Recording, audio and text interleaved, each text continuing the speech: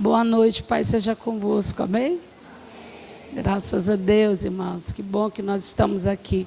Queria que você abrisse a palavra de Deus no livro de Salmos, 115, versículo 1.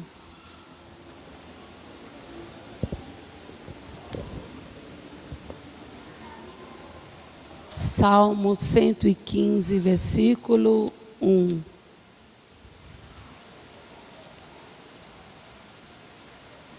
Amém. O que diz aí, meus irmãos? O que diz, meus irmãos?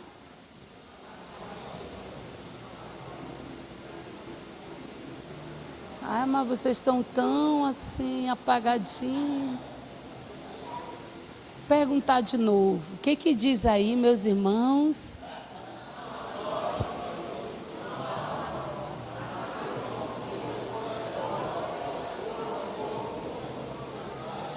Agora você vai falar com um coração apaixonado. Amém? Você já ficou apaixonado? Um apaixonado, ele não fala desse jeito, né? Não, um apaixonado não. Então agora com o coração apaixonado, fale isso ao Senhor.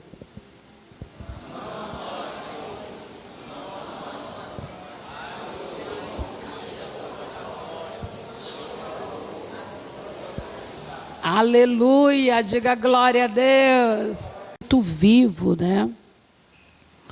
É algo real, prestar um culto a Deus é algo maravilhoso. É um privilégio, né? Na verdade, é um privilégio estarmos aqui reunidos para prestar um culto a Deus. Eu não sei se você fica empolgado com isso, mas é algo assim apaixonante. Nós podemos estar prestando um culto coletivo a Deus. E junto conosco, tem milhares e milhares de pessoas nessa noite. A igreja de Deus está reunida agora, adorando a Deus, que a maioria faz culto, né, nesse horário. Então tem muitos filhos de Deus clamando agora. A igreja de Deus, que não é física, a igreja espiritual, aquela que Deus tem guardado.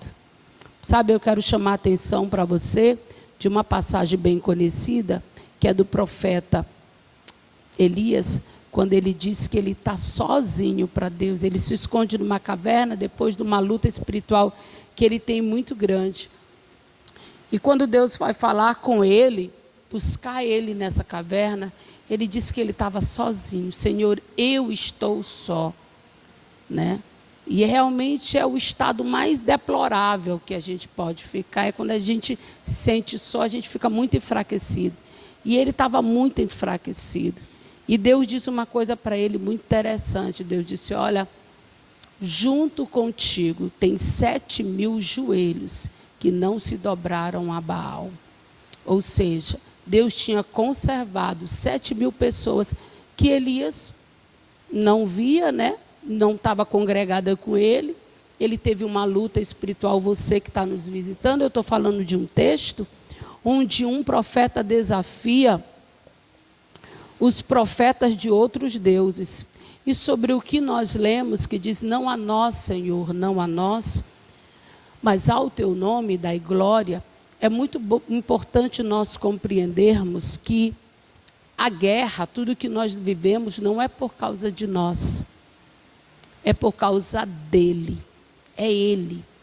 Tudo é Jesus. Tudo aponta para Jesus. Quando Elias estava naquela luta toda e os profetas de Baal estavam lá do outro lado, e ele aqui, ele se levanta como um só homem, aparentemente só. E ele se levanta e começa a orar para que caia fogo do céu. O que estava acontecendo ali não era nada sobre Elias, não era nada sobre aqueles homens lá. Ali era a briga de deuses. Ali era a briga de Deus. E é por esse campo espiritual que eu quero que você venha meditar nessa noite. Eu quero que você medite e leve a sua vida para esse campo. Não é sobre você. Não é sobre você. Nós estamos no final do ano e muitas vezes aquilo que nós pedimos a Deus, aquilo que falamos para Deus, é tudo sobre nós, tudo para nós, né? mas não é sobre nós. Quando nós declaramos, começamos a declarar e dizemos, olha, nós fazemos parte do exército de Deus, nós somos de Deus, eu declaro que eu pertenço a Deus, eu já estou me posicionando aí de que lado eu estou. E é sobre esse lado, é sobre esse mover de Deus sobre a nossa vida, esse conservar os 7.000 joelhos, você ser conservado por Deus, é que nós vamos estar meditando hoje. E eu queria começar a conversar com você sobre o que está escrito, um texto bem conhecido, então você que está nos visitando vai poder acompanhar bem isso daqui. 1 Samuel, capítulo 17, até as crianças conhecem essa história, né? Mas que tem princípios espirituais fundamentais para a nossa vida. Talvez você saiu de casa hoje, que está nos visitando, Deus, eu quero uma resposta sua. Mas eu quero dizer para você que a primeira coisa que você precisa fazer é se posicionar. De que lado você se posiciona nessa noite? É muito importante. Então eu queria que você abrisse em 1 Samuel. Vamos ver aqui.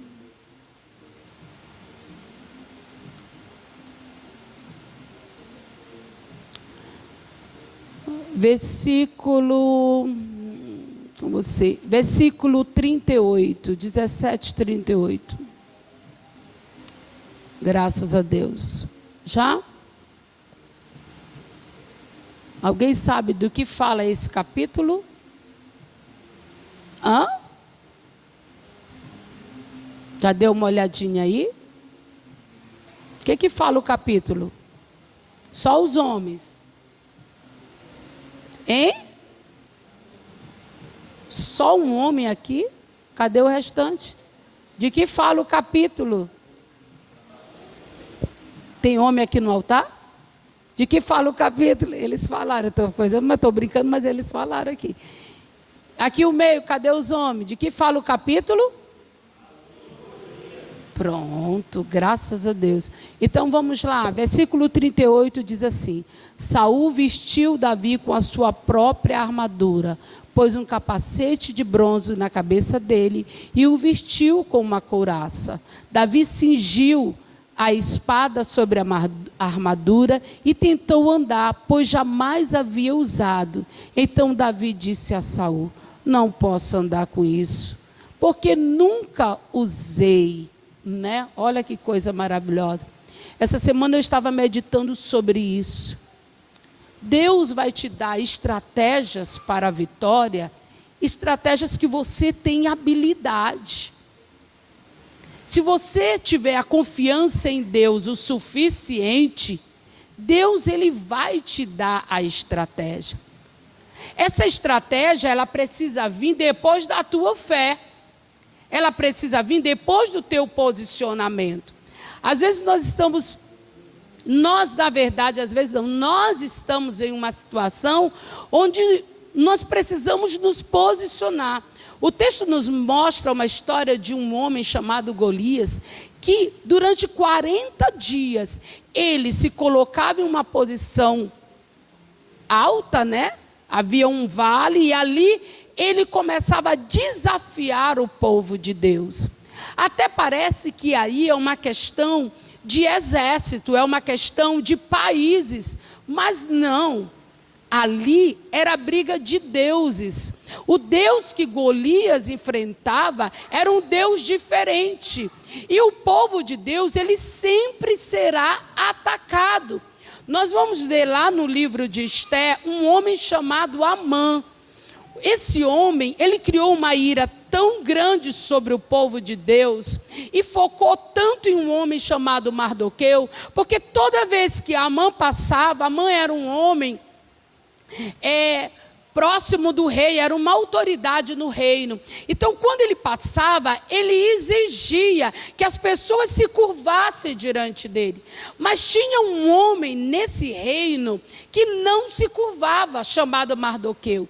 E isso se tornava muito claro, porque se nós estamos todos aqui e todo mundo se curva e um fica em pé, ele fica notado. E Mardoqueu ficou notório que Mardoqueu não se curvava diante de Amã. Parece que aí era um capricho de Amã. Mas quando a gente vai ler sobre Amã, a gente vai ver que ele vem descendente de um povo inimigo de Deus. E Amã, ele cria uma decisão muito grande, que é exterminar o povo de Deus. Era isso que ele queria. Então ele faz todo um plano para esse extermínio, todo um plano. E quando ele vai até a sobrinha dele, que é a rainha da época, manda um recado para ela e disse: olha, nós vamos perecer, porque existe um plano. Na verdade ele não diz isso, que vamos perecer, mas ele diz: existe um plano, existe um decreto de Amã para destruir todo o povo de Deus. Aí a Esté diz assim, manda para ele dizer: eu não fui chamada na presença do rei, eu não posso nem conversar com o rei assim, ele tem que me chamar para me poder conversar com ele. Tem uma coisa que Mardoqueu disse para ela, disse: olha, será que não foi por isso que tu foi levantada a rainha? Tem outra coisa que ele disse também, ele disse: olha, pode ser que tu não te levante para ajudar, mas o livramento virá. Oh, irmãos, que princípio espiritual maravilhoso. Saber e ter a certeza. Por quê? Porque aquilo dali não era uma questão de homens, era uma questão de espiritual mesmo. É sobre isso que eu quero que você pense a sua vida.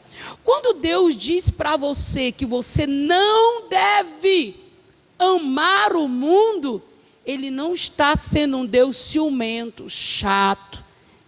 Aquele, às vezes, que você diz assim para o seu pai e sua mãe: tu viveu tudo isso, agora é a minha vez de viver. Tipo, pensar aquilo que a serpente diz: olha, porque Deus não quer que tu saiba das coisas. Não é isso, não. Ele está dizendo para você não ir para o outro campo, porque quem terá vitória longe do Senhor? Quem lembra do texto do domingo passado? Foi começado com um texto, e com um texto lindo. Quem lembra? Taratatá. Quem estava aqui domingo? Mãe Manuel? Já se coçou? Se Deus é por nós. Agora você lembra, né? Então pronto. Agora preste bem atenção. Se eu flertar, e ontem eu usei essa palavra num jantar que nós estávamos ontem de casais. Se eu flertar com o meu inimigo, como eu terei vitória em Cristo? Vou ter? Vou ter? Então Deus não está querendo dizer para você: olha, porque tu tem que ser crente. Não. Deus está querendo dizer para você que você precisa se posicionar ao Deus que você está servindo. Amém? É essa posição. E olha a posição de Davi. Quando Davi soube que aquele Golias, aquele gigante, o cara era grande, todas as vezes vinha afrontar, olha só o que ele diz. Ele disse: vem cá, o que o rei está dizendo que vai dar para quem vencer ele? Irmãos, que princípio aquele menino tinha, né? Não olhou para o tamanho, não olhou para a armadura, não olhou para nada. Por quê? Porque o Deus que estava na vida de Golias não tinha nada na vida de Davi. Ele era um homem preparado, não fisicamente. Não fisicamente. Nós estamos falando de um homem gigante, de 2 metros, parece que 70. E estamos falando de um menino.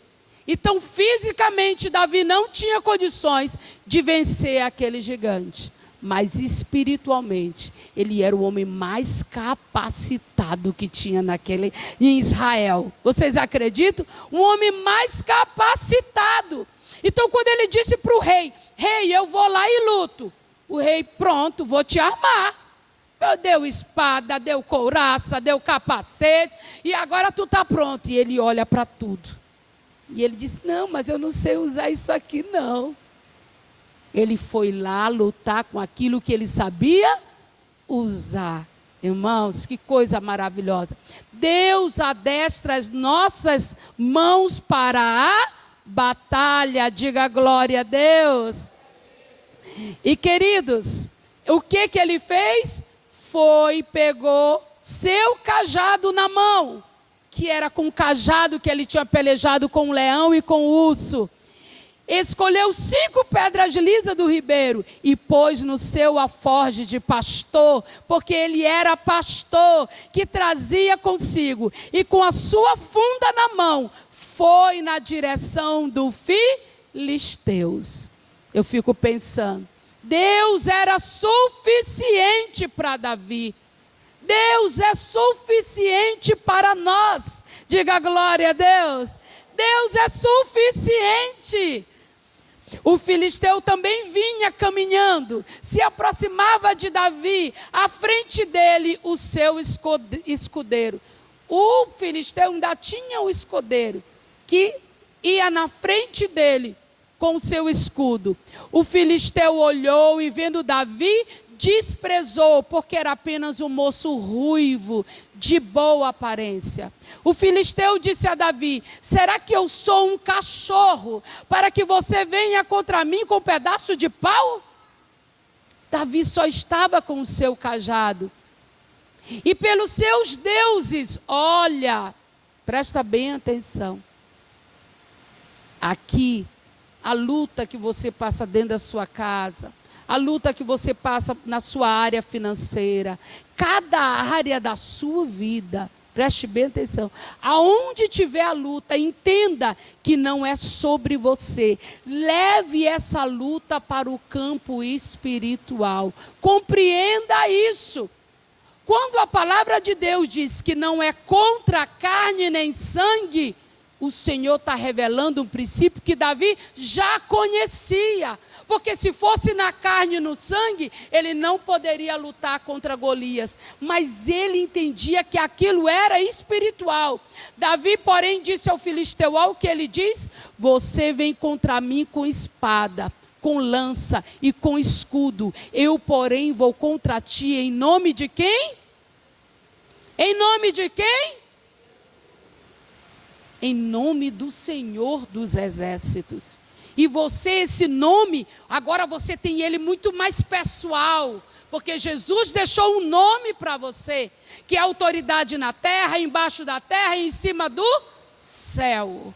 Esse nome está mais pessoal para você, está mais próximo de você, está mais real para você, está mais palpável para você do que esteve para Davi. Davi disse: ah, bem, tu vem com o quê? O que é a tua arma, né? Tu é lança, é escudo? Eu vou em nome do Senhor dos Exércitos, o Deus de Israel, a quem você afrontou. A quem você afrontou. Então ele estava ali, ele sabia que a guerra não era dele. Não era dele. Continuando aqui, hoje mesmo, olha o versículo 46. Hoje mesmo o Senhor entregará você nas minhas mãos. Ô fé, irmãos. Você é capaz de dizer isso para o gigante que vem te afrontar? Você é capaz de se posicionar diante do Golias que vem afrontar a tua vida? Que vem querer que tu seja servo dele? Porque o texto vai dizer o seguinte: Golias faz uma proposta. Olha a proposta dele. Olha, se tu vencer, menino, nós seremos servos de vocês. Mas se eu vencer, vocês serão nossos servos. E é essa a proposta de Satanás. Se Satanás ele tem te vencido, é porque você se tornou servo dele. Mas eu tenho uma notícia para você. Jesus liberta de todo o cativeiro. Amém? Agora, se você tem vencido, você é um servo de Deus. Ele é o escravo. Ele é o derrotado. Então, olha o que diz o texto mais adiante. Hoje mesmo o Senhor entregará vocês nas minhas mãos. Eu o matarei, cortarei a sua cabeça, e hoje mesmo darei os cadáveres do arraial dos filisteus, as aves dos céus e as feras do campo. Agora olha o que Davi diz. E toda a terra saberá que há Deus em Israel. Era o propósito da luta, era essa. Não era Davi, não era sobre Davi ser glorificado. Não a nós, Senhor, mas ao teu nome dai glória. As provações que você vence é para que haja um testemunho real do Deus do livramento. Diga glória a Deus. É por Ele. É para Ele ser glorificado na tua vida. É para Ele ser glorificado. É pelo nome dEle. Por isso que na guerra você não pode estar sozinho. Você não pode estar sozinho. Você tem que estar no nome dEle. E Ele diz, olha, paramos em qual versículo? E toda a terra saberá que há um Deus em Israel. E haveria grande livramento. Aquele exército que estava tímido, olhando 40 dias aquele Golias, intimidando eles, e eles estavam ali covardemente, eles iam ser avivados. As famílias iam ser avivadas. Tudo ia acontecer pelo nome do Senhor. Ele diz, porque do Senhor é a guerra, e Ele entregará todos vocês nas nossas mãos. Amém? Como nós devemos responder diante dos Golias que se levantam, diante das tribulações que se levantam, diante das situações que nós não sabemos onde está a ponta do nó. Como nós devemos responder? Nós devemos responder pela boca do Senhor. Diga glória a Deus. Pela boca do Senhor, pela palavra do Senhor. Como Deus fala a respeito daquilo, buscando condições e entendendo que é no campo espiritual que nós vamos vencer aquela situação. E queridos, aconteceu que quando o filisteu se levantou, começou a se aproximar de Davi, eu imagino. Este se apressou e, deixando as suas fileiras, correu de encontro ao filisteu. Que cena, né, querido? Que cena. Um homem completamente armado, até o dente. E Davi, um menino com umas pedrinhas. Davi meteu a mão no seu alforje. Tirou dali uma pedra e com a sua funda atirou contra o filisteu, atingindo aonde? Aonde foi? Pá! E na testa dele, o que que tinha? Hein? O que ele usava, o soldado usava na testa? Hein, meninas? E como foi que esse menino atingiu essa testa com este capacete? Ô pedra abençoada, hein? Hein, irmão? Como é que foi? Incrível, né? Um milagre, o agir de Deus ali claramente. Como atingir a testa daquele gigante, se não fosse pela mão do Senhor? Como nós vamos conseguir, se não for pela mão do Senhor? Não abandone o Senhor. Não abandone. Quanto mais as coisas se tornarem difíceis, se o gigante está aparecendo 12,70 metros, começa a entender as coisas, tu começa a te posicionar, e aí tu declara aquilo que o filho de Saul diz, que não importa com quantos, Deus ele livra, com muitos ou com poucos, não importa a quantidade, não importa a forma, pode ser no teu quarto, pode ser você ali, naquele choro, naquela situação, Deus muda o cativeiro, diga glória a Deus. Mas para isso acontecer, eu preciso ter o entendimento que Davi teve. Eu preciso entender o que Elias entendeu. Que aquela questão ali era briga de deuses. E o nosso Deus não vai perder nenhuma batalha. Amém? Se a briga for dele, a vitória está garantida. Agora, se for o teu capricho, se for a tua vontade, se for a tua forma, eu quero dizer que serão frustrados todos os teus planos. E os planos de Deus serão estabelecidos. Mas que nós não venhamos passar por isso. Que antes disso nós venhamos nos aproximar dele. Entender que não é. A questão não sou eu e nem você. É muito maior do que isso. É ele dando o livramento. É ele sendo o Senhor. E a palavra de Deus diz, queridos, que a pedra entrou na testa daquele gigante. E ele caiu com o rosto nu. Assim Davi derrotou o filisteu com uma funda e com uma pedra. Ele o derrubou. Não havia nenhuma espada na mão de Davi. Meu Deus. O texto faz questão de dizer. E o que tinha na mão daquele menino? O que fez diferença? Bota na NVT, aí procura para mim lá quando vai falar da armadura, o peso da armadura dele, de Golias.